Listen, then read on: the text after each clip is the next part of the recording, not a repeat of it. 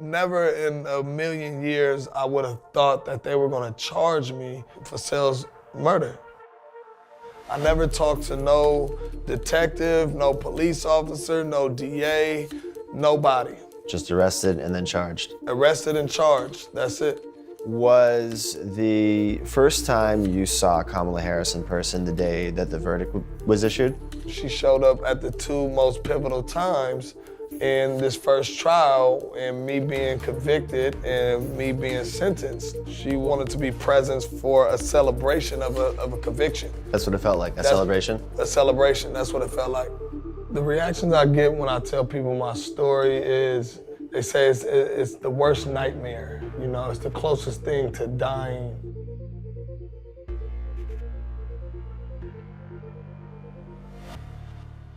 Jamal, I'm gonna read you a quote real quick. The job of a progressive prosecutor is to look out for those overlooked, to speak up for those whose voices aren't being heard, to see and address the causes of crime, not just their consequences, and to shine a light on the inequality and unfairness that lead to injustice.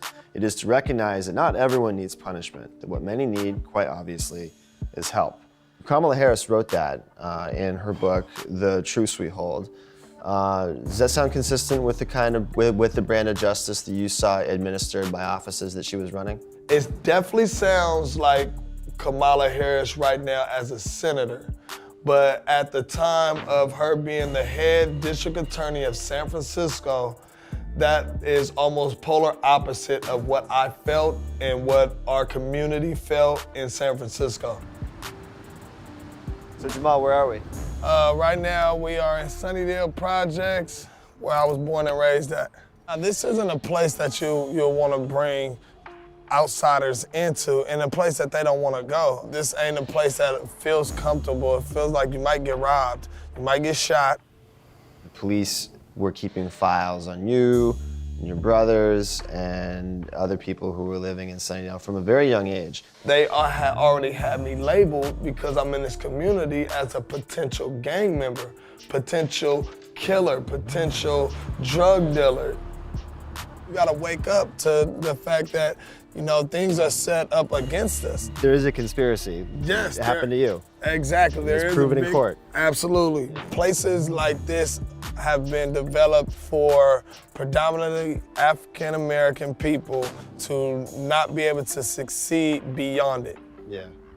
What did you know about Kamala Harris? What did you know about San Francisco having a black DA? Nobody in the hood ever worried or focused on the DA position in general, but people did focus on it just a tad bit, that it was black, and feeling like, okay, this black lady in office, Kamala Harris, she was gonna understand where we come from, you know, and have more of a sympathetic way of prosecuting people that come from our communities who have been plagued with no opportunities. This is Hunter's Point, where these different projects and communities used to really war with each other.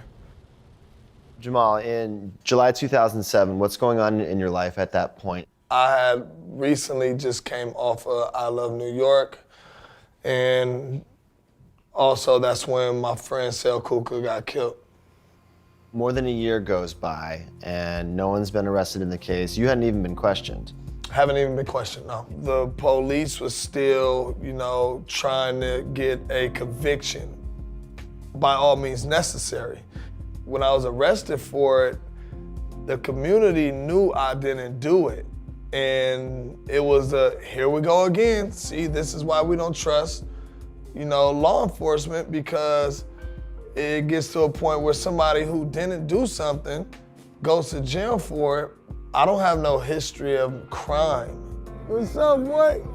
I have a history of being around in the community, but that doesn't mean that I'm a suspect. I'm like, oh man, I'll be out within 72 hours. They're gonna figure this out. They're gonna clear this up. And then when you found out what the evidence was that they supposedly had you on, there wasn't much there. Can you describe what it was? They had a woman saying that she seen me kill cell.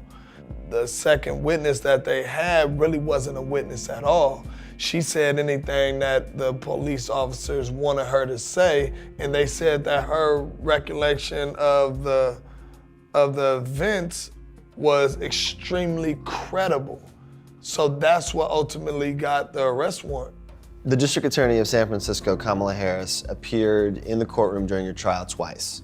Yeah, the two times that Kamala Harris showed up to my trial was when I got convicted, and also when they laid down the sentencing. When you saw her on the day that the verdict was handed down, did you take that as a bad sign? It felt to me that she was well aware about my case, and she was there to set her presence, almost take pride in getting a conviction.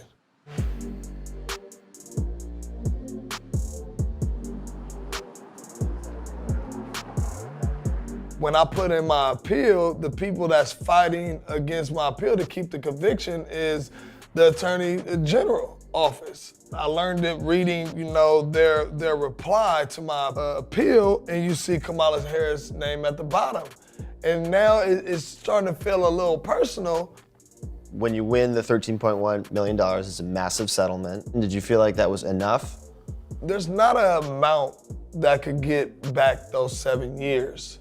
That 6.5 years that I spent in prison. But instead of me coming home feeling like I was a victim, I wanted to prove that I'm a survivor, and I will not let my story go unheard. I'm not necessarily saying I'm looking for an apology, but some acknowledgement from her that she could have messed up would be, of course, that'd be huge. You could have made some mistakes. You could have missed some things. For me, it was a big miss. I had life in prison. I've met people in prison that was wrongfully convicted.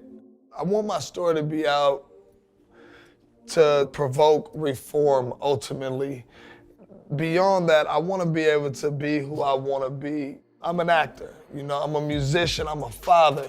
I'm more than this person that was framed. I'm more than this person that was wrongfully convicted.